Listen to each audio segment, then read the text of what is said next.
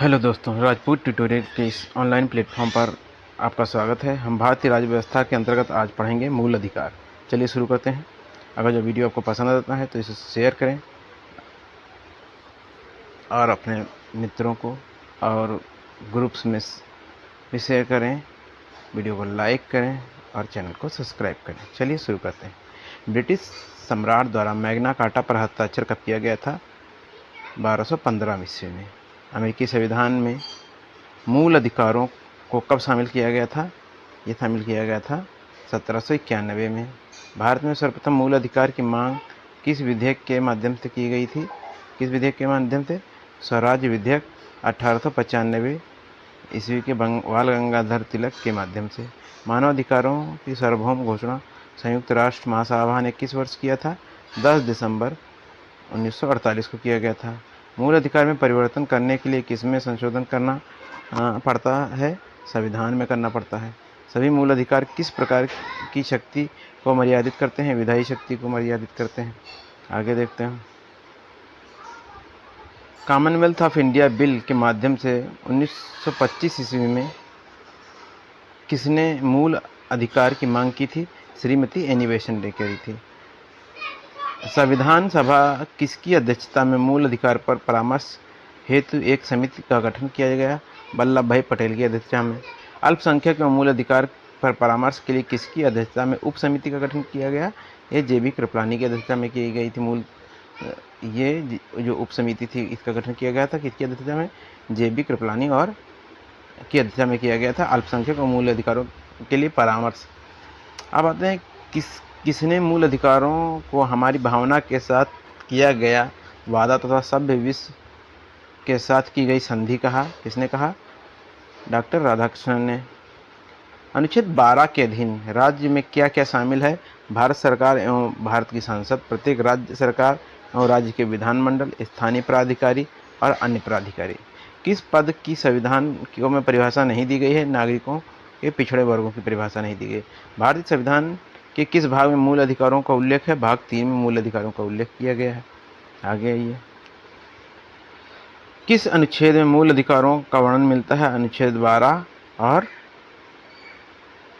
इसमें अनुच्छेद 35 में, 12 से 35 में।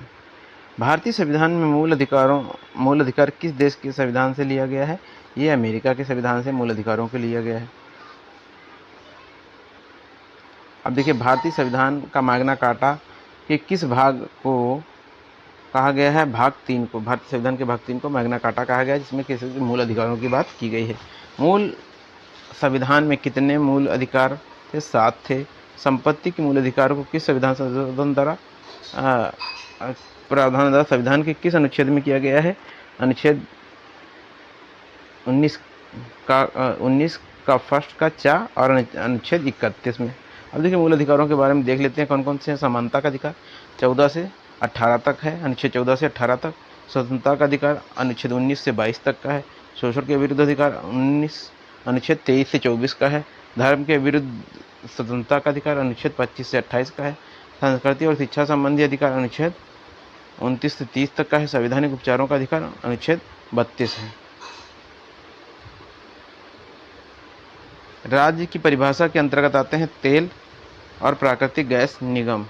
कौन कौन आते हैं? तेल और प्राकृतिक गैस निगम, जीवन बीमा निगम, स्थानीय व अन्य प्राधिकारी। संपत्ति के अधिकारों को किस संविधान संशोधन के तहत मूल अधिकारों की श्रेणी से हटाया गया है? 44वें संविधान संशोधन के द्वारा हटाया गया है। इसको संपत्ति के अधिकार को मूल अधिकारों से।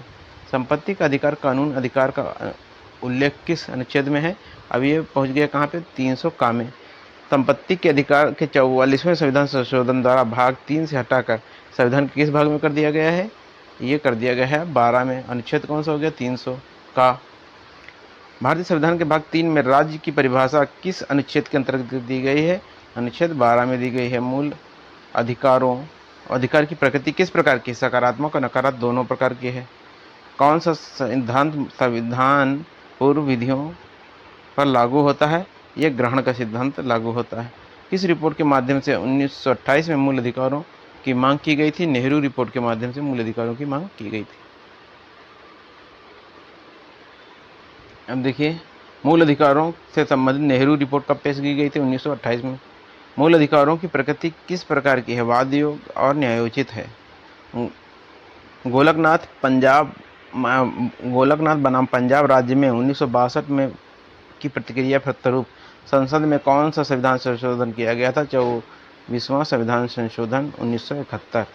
केशवानंद भारती बनाम केरल राज्य 1973 में न्यायाधीशों की संख्या कितनी थी? 13 थी। केशवानंद भारती केस में के समय भारत के मुख्य न्यायाधीश कौन थे? एम सीकरी।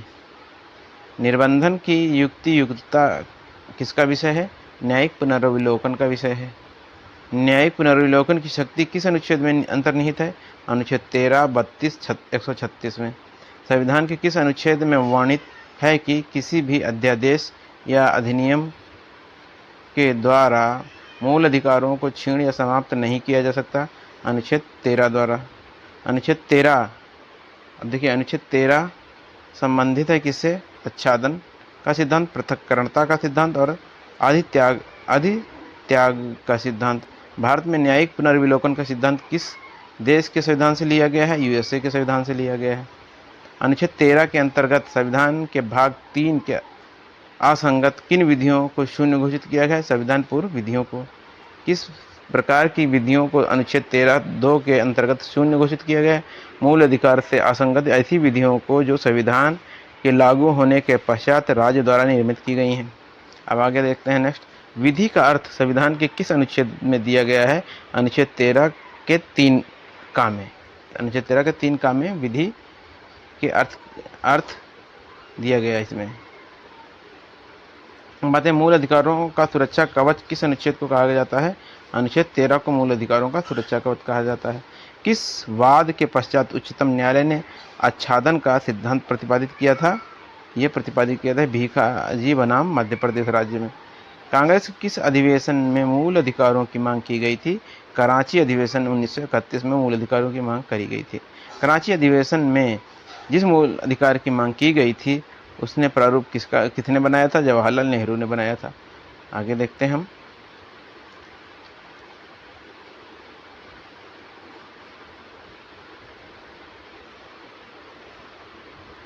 मूल अधिकारों से संबंधित प्रमुख अनुच्छेद कौन कौन से? 12 में क्या है? राज्य की परिभाषा। इसके अंतर्गत भारत की सरकार और संसद तथा राज्य में किसी प्रत्येक राज्य की सरकार और विधानमंडल, सभी स्थानीय प्राधिकारी व अन्य प्राधिकारी, यानी कि मूल यूँ कहा जाए राज्य की परिभाषा दी गई, इसके अंदर ये चीज़ें आती हैं।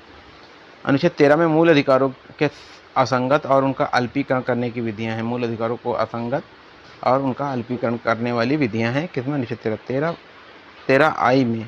संविधान लागू होने से पूर्व सभी विधि जो संविधान के भाग 3 में उल्लेखित मूल अधिकारों से असंगत हैं तभी उस मात्रा तक शून्य होंगी। और 13(2) क्या कहता है? यदि राज्य ऐसी विधि बनाता है जो भाग 3 के उल्लेखित मूल अधिकारों के असंगत है तो वह विधि उस मात्रा तक शून्य होगी जिस मात्रा में वह मूल अधिकारों का उल्लंघन करेगी। मतलब जितना जितना वो उल्लंघन करती जाएगी उतना उतना वो शून्य होती चली जाएगी। भाग 13(3) क्या कहता है? विधि का अर्थ दिया गया है 13(3) में। अब भाग 13(4) में क्या दिया गया है? यह 24वें संविधान संशोधन अधिनियम 1971 द्वारा जोड़ा गया। इसके अंतर्गत अनुच्छेद 13 की कोई भी बात अनुच्छेद 368 के तहत किए गए संविधान संशोधन पर लागू नहीं होगी।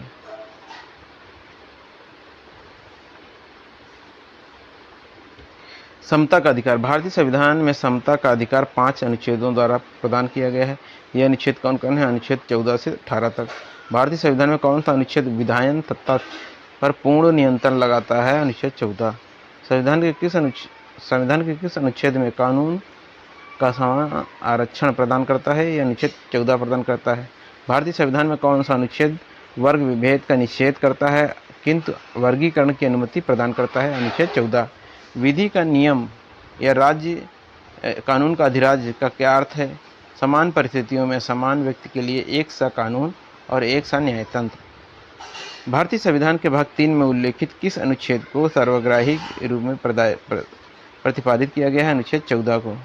किस वाद में अभी निर्धारित किया गया है कि अनुच्छेद 14 में उल्लेखित समता का सिद्धांत संविधान का आधिकारिक लक्षण है? इंदिरा साहनी बनाम भारत संघ 2000 में। भारतीय संविधान के भाग 3 का कौन सा अनुच्छेद नैसर्गिक न्याय का अंग है? अनुच्छेद 14। पर विभेद का प्रतिषेध किस अनुच्छेद में उल्लेखित है? अनुच्छेद 15 में। मद्रास राज्य बनाम दोरायराजन 1951 के मुकदमे में भारतीय सर्वोच्च न्यायालय के निर्णय पर परिणाम स्वरूप किस मौलिक अधिकार को संशोधित किया गया था? भेदभाव के विरुद्ध अधिकार को। भेदभाव के विरुद्ध अधिकार संविधान के किस अनुच्छेद में उल्लेखित है? अनुच्छेद 15 में। संविधान के किस अनुच्छेद में वर्णित है कि राज्य किसी नागरिक के विरुद्ध धर्म, वंश, जाति, लिंग, जन्म स्थान या इसमें से किसी आधार पर कोई भेदभाव नहीं करेगा? अनुच्छेद 15 में। संविधान का कौन सा अनुच्छेद नागरिकों के मध्य विभेद करने से राज्य को रोकता है? अनुच्छेद 15(1). संविधान का कौन सा अनुच्छेद राज्य और निजी व्यक्ति दोनों का आदेश देता है? अनुच्छेद 15(2). अनुच्छेद 15(3) के माध्यम से राज्य को किसके लिए विशेष उपबंध की शक्ति होती है? स्त्रियों और बालकों के लिए। प्रथम संविधान संशोधन अधिनियम 1951 के द्वारा मूल अधिकारों में कौन सा नया अनुच्छेद जोड़ा गया है? अनुच्छेद 15(4). किस संविधान संशोधन द्वारा संविधान के भाग 3 में अनुच्छेद 15(5) को समाविष्ट किया गया है? 93 संविधान संशोधन 2005 द्वारा। घरेलू हिंसा के संरक्षण अधिनियम 2005 को किस वाद में संवैधानिक घोषित किया गया है? डी. पालराज बनाम भारत संघ के वाद में।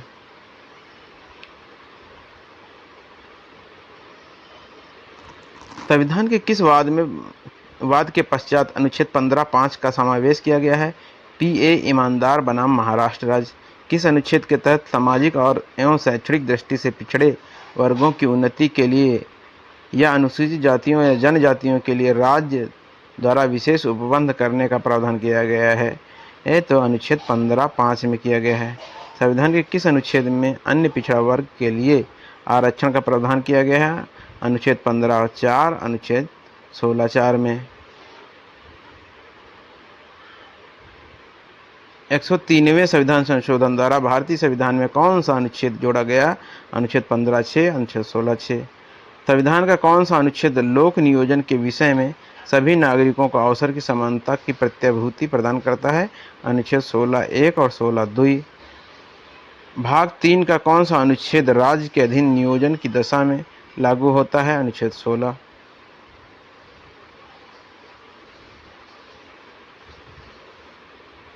अब महत्वपूर्ण तथ्य इसके देख लेते हैं क्या है।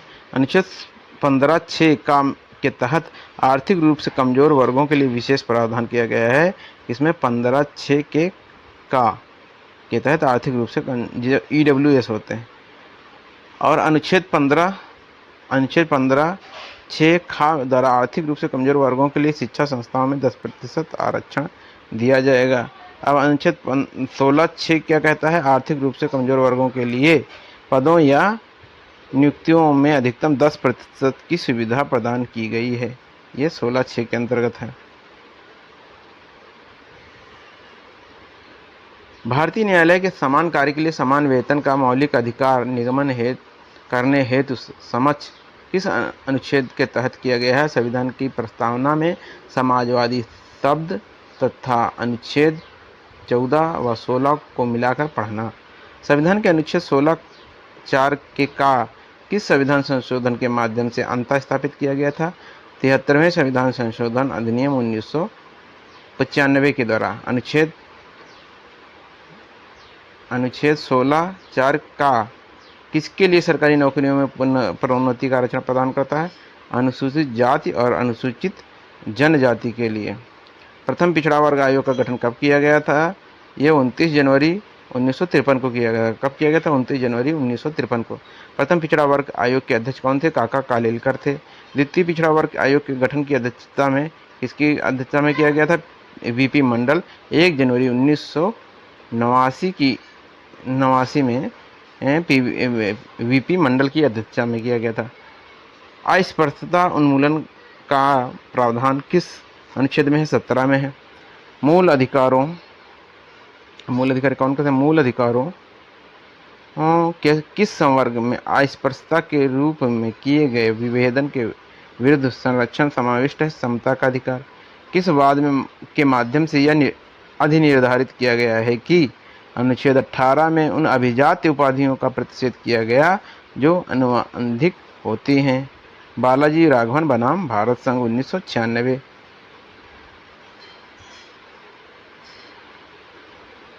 अनुच्छेद 18 में उपाधियों का अंत का प्रावधान किया गया है। अनुच्छेद 18 में राज्य, सेना या विदा संबंधी सम्मान को सिवाय और कोई उपाधि प्रदान नहीं करेगा। 18(2) भारत का कोई नागरिक किसी विदेश राज्य से कोई उपाधि स्वीकार नहीं करेगा। अनुच्छेद 18(3) कोई व्यक्ति जो भारत का नागरिक नहीं है, राज्य के अधीन लाभ या विश्वास के किसी पद को धारण करते हुए किसी विदेशी राज्य से कोई उपाधि राष्ट्रपति की सहमति के बिना स्वीकार नहीं करेगा। अनुच्छेद 18(4) क्या कह रहा है? राज्य के अधीन लाभ या विश्वास का पद धारण करने वाला कोई व्यक्ति किसी विदेशी राज्य से या उसके अधीन किसी रूप में कोई भेंट या उपलब्धि या पद राष्ट्रपति में सहमति के बिना स्वीकार नहीं करेगा। पद्म पुरस्कारों की घोषणा किस वर्ष की गई थी? 1954 में की गई थी। भारत में अस्पृश्यता निवारण किन किन माध्यमों से किया जाता है? कानून बनाकर किया जाता है, शिक्षा की उन्नति करके और जन जागरण द्वारा ये किया जा सकता है। कहते हैं किस अधिनियम के तहत संसद में अस्पृश्यता को दंडनीय अपराध घोषित किया गया? सिविल संरक्षण अधिकार अधिनियम 1955। भारत संविधान में स्वतंत्रता का अधिकार कितने अनुच्छेदों द्वारा प्रदान किया गया है? 4। स्वतंत्रता और समानता किस क्रांति की देन है? रूस की क्रांति की देन है। विधि सम्मत शासन के सिद्धांत का प्रतिपादन किया गया था? एवी डाइसी ने किया था विधि सम्मत शासन का। अब विधि के समान संरक्षण किस देश के संविधान से लिया गया है? अमेरिका के संविधान से। विधि के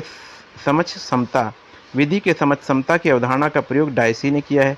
विधि के समक्ष समता से आशय है कोई भी व्यक्ति विधि से ऊपर नहीं है, प्रत्येक व्यक्ति ऊंच नीच का भेदभाव किए बिना देश की सामान्य विधि के अधीन है। विधि के समक्ष समता का नकारात्मक संकल्पना कहा जाता है क्योंकि इसमें किसी भी विशेषाधिकार को सम्मिलित नहीं है। अब आता है विधि का संरक्षण। देखिए विधि के संरक्षण के बारे में देखिए क्या है।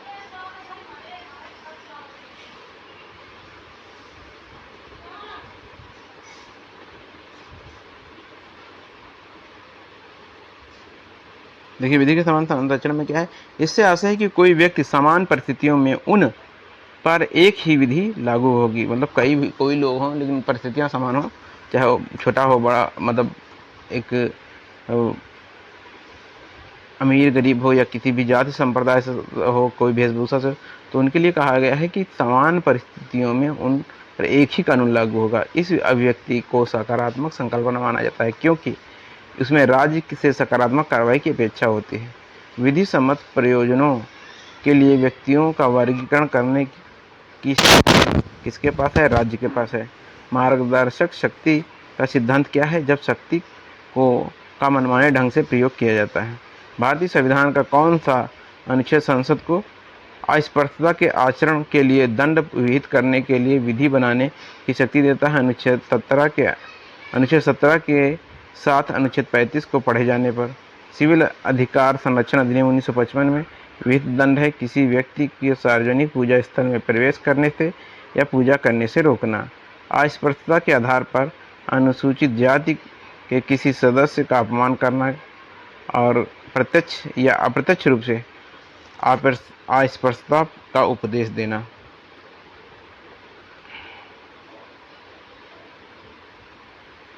अब देखिए आगे क्या है। ऐतिहासिक, दार्शनिक और धार्मिक या अन्य आधार पर अस्पृश्यता को न्यायोचित ठहराना। किसी दुकान, जलपान गृह, होटल या सार्वजनिक स्थान पर प्रवेश नहीं करने देना। अस्पताल में प्रवेश से मना करना। माल बेचने और सेवाएं देने से मना करना। ये सब किस में आते हैं? सिविल अधिकार संरक्षण अधिनियम 1955 द्वारा। संरक्षण की विधि के समक्ष समता का ही एक उप सिद्धांत कहा है। न्यायमूर्ति पतंजलि शास्त्री ने किस विवाद में विधि के शासन को आधारभूत ढांचा घोषित किया गया है। मिनर्वा मिल्स बनाम भारत संघ 1980 वाद में। किस वाद में उच्चतम न्यायालय ने कहा कि समता और स्वेच्छाचारिता एक दूसरे के कट्टर शत्रु हैं? ईपी रोयप्पा बनाम तमिलनाडु राज्य 1974। किस वाद में यह माना गया कि एक व्यक्ति स्वयं एक वर्ग माना जा सकता है? चिरंजी लाल बनाम भारत संघ 1951 के मामले में क्या माना गया कि एक व्यक्ति स्वयं एक वर्ग माना जा सकता है? पिछड़े वर्ग का निर्धारण किस आधार पर नहीं किया जा सकता है? आर्थिक आधार पर नहीं किया जा सकता। किस संविधान संशोधन अधिनियम द्वारा आर्थिक रूप से दुर्बल वर्गों के लिए आरक्षण का प्रावधान किया गया है? 103वें संविधान संशोधन अधिनियम द्वारा। अब आते हैं 103वें संविधान संशोधन अधिनियम के बारे में। क्या है कि कब पारित किया गया था? 2019 में पारित किया गया था। अनुसूचित जाति व जनजाति को पदोन्नति में आरक्षण का प्रावधान किस अनुच्छेद में तहत किया गया था? अनुच्छेद 16 के 4 का के तहत। अब आता है भारतीय संविधान के अनुच्छेद 16 4 खा को किस संविधान संशोधन के माध्यम से जोड़ा गया? 81वें संविधान संशोधन अधिनियम 2000 द्वारा ये जोड़ा जाता है। किस वाद में उच्चतम न्यायालय ने अग्रहायन के नियमन को असंवैधानिक घोषित कर दिया? देवासन बनाम भारत संघवाद में। देवासन बनाम भारत संघवाद में यह घोषित किया गया कि उच्चतम न्यायालय ने अग्रनयन रूल या कैरी फॉरवर्ड रूल को असंवैधानिक घोषित किया। देवासन बनाम भारत संघवाद में। इंदिरा साहनी बनाम भारत संघ मामले में के समय उच्चतम न्यायालय के मुख्य न्यायाधीश कौन थे? श्री H.M. कानिया। किस वर्ग का संविधान में परिभाषा नहीं दी गई है? पिछड़े वर्ग की नहीं दी गई। किस अनुच्छेद के तहत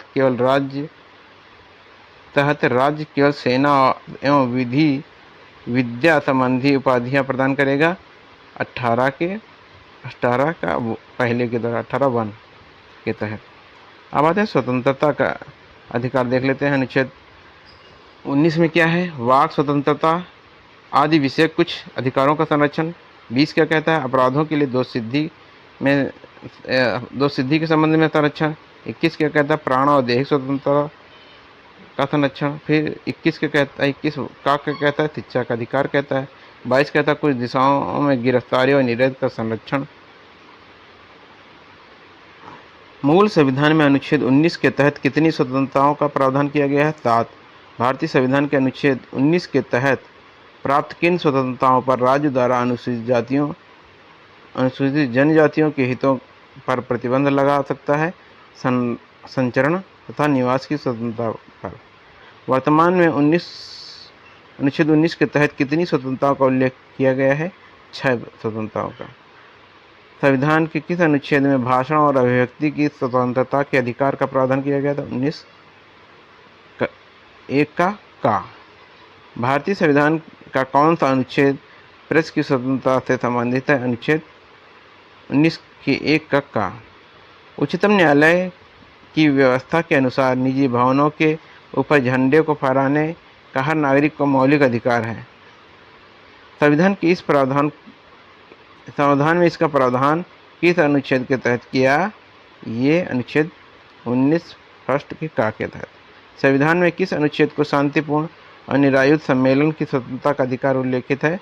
अनुच्छेद 19 का पहला।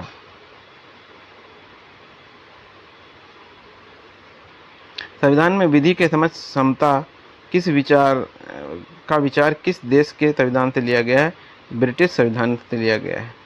संविधान का अधिकार संविधान के किस अनुच्छेद में शामिल किया गया? अनुच्छेद 19 का। भारतीय संविधान के अनुच्छेद 19 का जो पहला है, 19 का पहले का उसमें क्या था? सूचना का अधिकार था।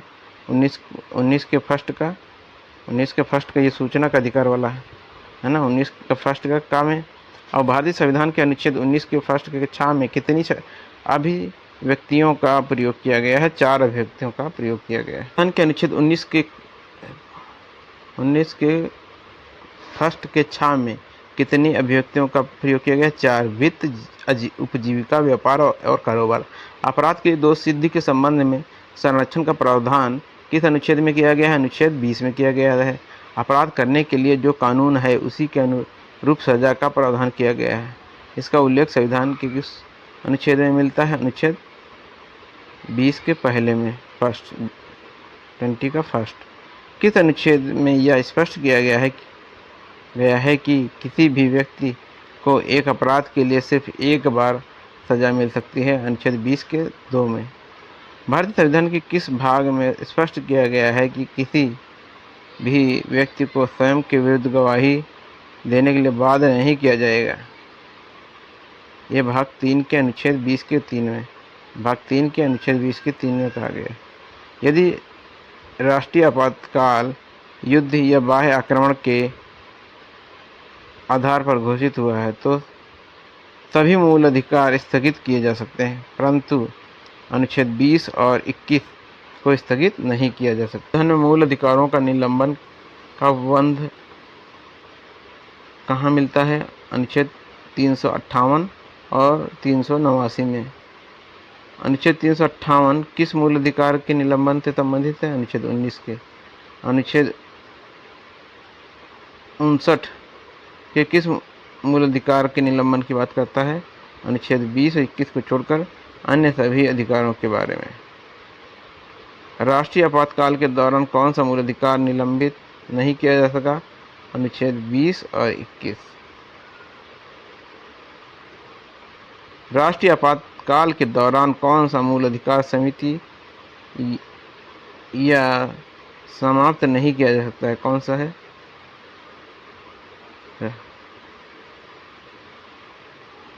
तो व्यक्तिगत स्वतंत्रता और जीवन के अधिकार को समाप्त नहीं किया जा सकता।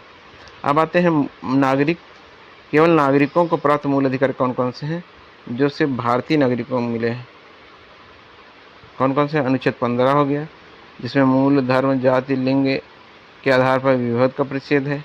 अनुच्छेद 16 हो गया, लोक नियोजन के विषय में अवसर की समानता। अनुच्छेद 19 वाक स्वतंत्रता, सम्मेलन, संगम, संचरण, निवास और वृत्ति की स्वतंत्रता। अनुच्छेद 29 अल्पसंख्यकों के सांस्कृतिक और शिक्षा संबंधी अधिकार।